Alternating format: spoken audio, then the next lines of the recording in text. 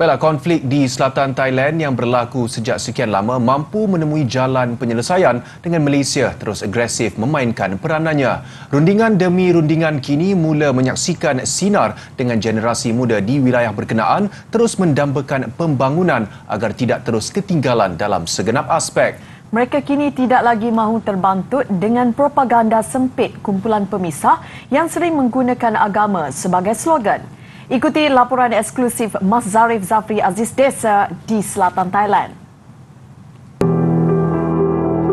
Ajaran Islam bebas diamalkan di wilayah selatan negara Gajah Putih ini tanpa sekatan maupun campur tangan pihak lain termasuk pemerintah. Dakwaan kononnya ada yang tertindas nyata tidak benar sehingga wujud persepsi negatif yang tidak berkesudahan.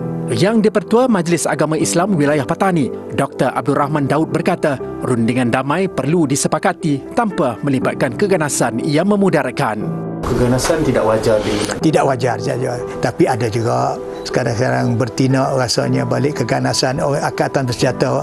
Pemuda-pemuda itu yang rasa tak setuju dengan dia apa saja yang dia. Tapi dengan tindakan ini kalau kita hitung dengan tahun-tahun yang lepas, ini adalah menjadi reda, menjadi ringan. Tambahnya, rakyat tempatan juga sudah jemu dengan perjuangan yang dibawa kumpulan pemisah kerana tidak menguntungkan, bahkan membantutkan pembangunan ekonomi setempat. Bekas pendakwah kumpulan pemisah yang mahu dikenali sebagai Sufian ini mengakui fahaman dan ideologi yang ditanam dalam minda anggota kumpulan itu mendalam apabila terkait dengan ajaran agama yang tidak benar dan ditambah dengan sentimen penentangan yang tinggi terhadap pemerintah. Tiap kita ajar pada pemuda ni, dia mesti kena sakut dengan agama. Kena hargai dengan agama.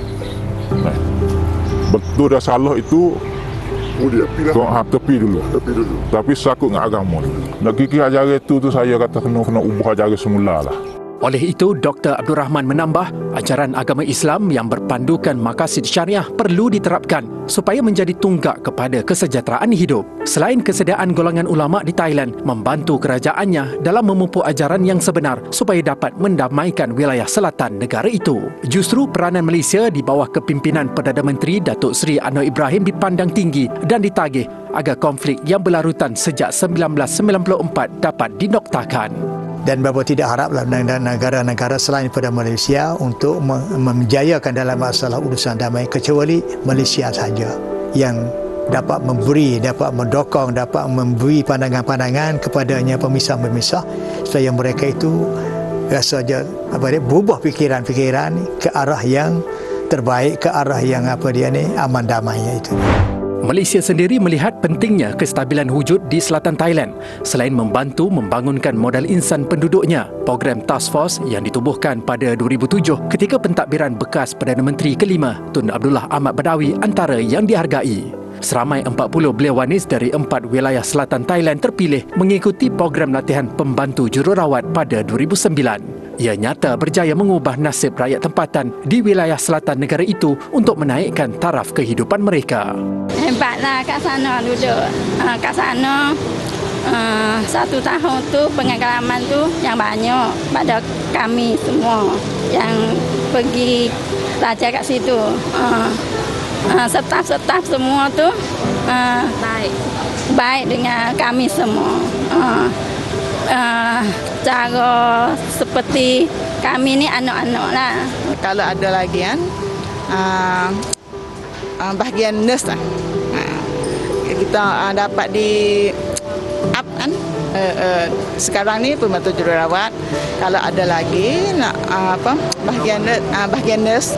Apa yang diharapkan oleh semua pihak agar pelan komprehensif bersama ke arah pendamaian JCPP dapat dimeterai melibatkan kerajaan Thailand dan Barisan Revolusi Melayu Patani BRN. Pelan itu merangkumi rundingan awam, pengurangan keganasan dan penyelesaian politik bagi menjamin keamanan yang mampan di selatan Thailand. Islam sering menerapkan kecintaan terhadap keamanan dan tidak sama sekali mewujudkan persengketaan antara satu sama lain.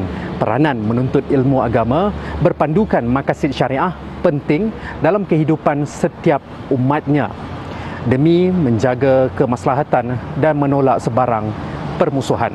Zarif Zafri Aziz Desa, Patani, Thailand, TV9.